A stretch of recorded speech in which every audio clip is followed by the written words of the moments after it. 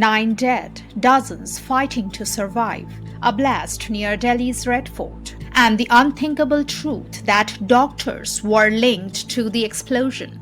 Welcome to Sacred Echoes of India. In this segment, we delve into a tragedy that has left the entire nation in disbelief. The Red Fort explosion. Doctors are meant to save lives, not take them. But what happens when those sworn to heal become the very agents of death? The recent explosion near Delhi's Red Fort has shaken India's conscience, because this time behind the terror stood doctors. The recovery of nearly 3,000 kilograms of explosives in Faridabad and the arrest of several medical professionals has left the nation asking, how does someone trained to save life become obsessed with ending it? Investigators are calling it a white-collar terrorism module. We often imagine terrorists as desperate, uneducated men, radicals born from poverty or chaos. But the Delhi blast has shattered that stereotype. India isn't alone. Across decades and continents, educated minds have been drawn into deadly ideologies. The 9/11 hijackers were university graduates.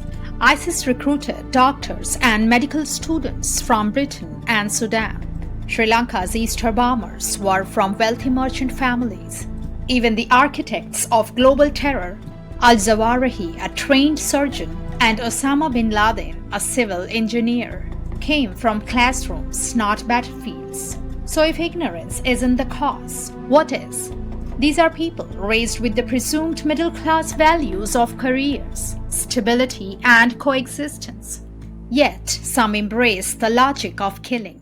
Many white-collar recruits are not drawn to terror by unemployment or lack of opportunity. They are motivated by a sense of moral superiority, a need for purpose, or psychological unrest.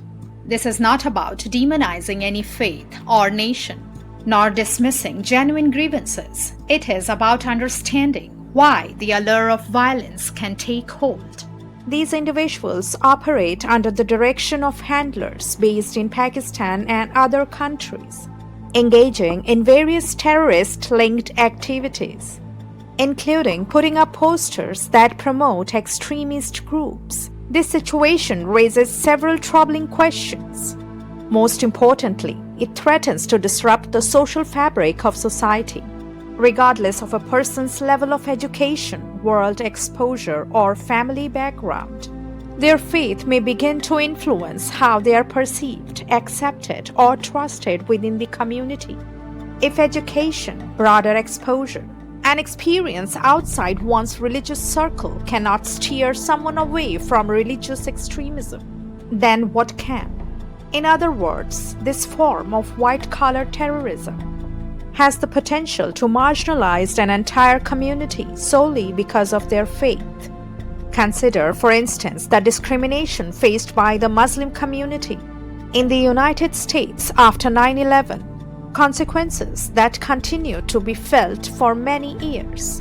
In Kerala, for example, even though most Muslim families had at least one member working in the Gulf, the attire associated with that region never became widespread in India. However, the late 90s witnessed the emergence of several hardline Muslim organizations, supported and funded by Wahhabi influences, a community that had long led a largely secular lifestyle, visiting temples, consulting astrologers, and participating enthusiastically in the festivals of other communities, gradually began to adopt a more conservative and inward-looking identity. This new generation of educated extremists does not immerse itself in Islamic scripture. Rather, its actions arise from an existing inclination toward radicalism. In some cases, the discriminatory attitudes directed at Islam make radicalism appear to them like an outlet for their own rebellious impulses. It's important to understand that none of this reflects the beliefs or actions of the average Muslim, who is simply living his life like anyone else. Yet it is this average Muslim who finds his life becoming increasingly difficult. especially as more of these so-called white-collar criminals are uncovered. It's a moral and civic challenge because the battle is no longer on the borders, it's inside minds. White-collar recruits often believe they are serving a noble cause. They think they have seen truths others ignore. But what they truly follow is hate disguised as purpose. The Delhi blast is more than a tragedy, it's a warning. A reminder that terror no longer looks like the enemy we once imagined. The community as a whole must speak out strongly against such elements and ensure that religion is not exploited for their destructive agendas. Preventing the radicalization of Islam is essential, but equally important is stopping the Islamization of radicalism. The primary responsibility for achieving this rests with Islamic organizations themselves.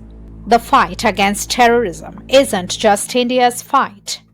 It's humanity's fight against hate, radicalization, and moral decay. Because when one democracy bleeds, the world bleeds with it. And the only cure for this disease of hate is courage, awareness, and unity. Thanks for joining us today. If you liked this content, don't forget to like, subscribe, and hit the bell icon for more insightful videos. Until next time, stay curious and keep exploring.